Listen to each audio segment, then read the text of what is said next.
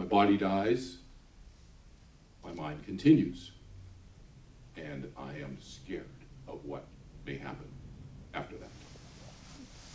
All right, so what's going on there? Is that really the fear of death? It's not the fear of death, but it's a related fear, and I want to talk about it. So we've renamed that, and I call it the fear of continued existence, or the fear of after death, whatever you want to call it.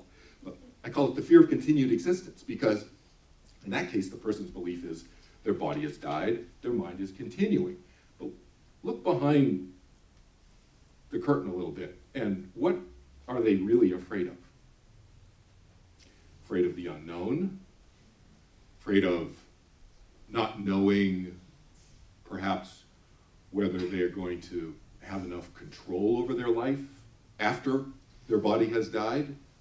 Those types of things are really what's driving it, right? So what I like to talk about in terms of possible solution for this fear of continued existence is this idea of overcoming the fear of death through virtue. Now, what do I mean by virtue? I'll tell you what I don't mean. I don't mean the current thinking about virtue. Don't get too close to that loudspeaker, I guess. Sorry about that.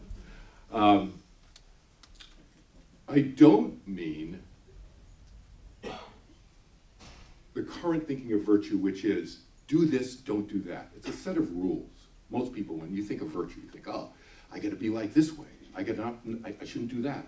It's like a behavioral set of rules or attitudinal set of rules. Do this, don't do that. No, I'm not talking about that.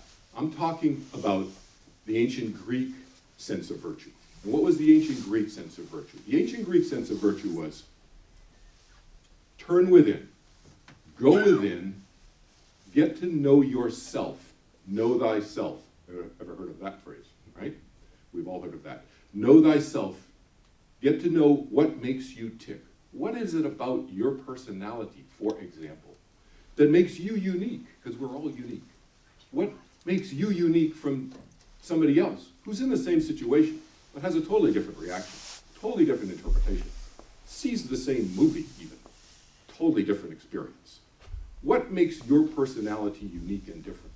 Knowing oneself, turning within, really getting to know oneself on a very, very deep level. And then, in this ancient Greek notion of virtue,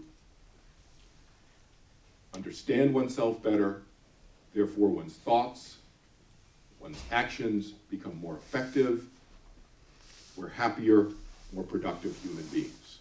So internal first, then external application and experience and enjoyment of life. This is the ancient Greek notion of virtue. So think about it in this context of what we're talking about. Overcoming the fear of death, and overcoming the fear of death in this specific instance of the fear of continued existence.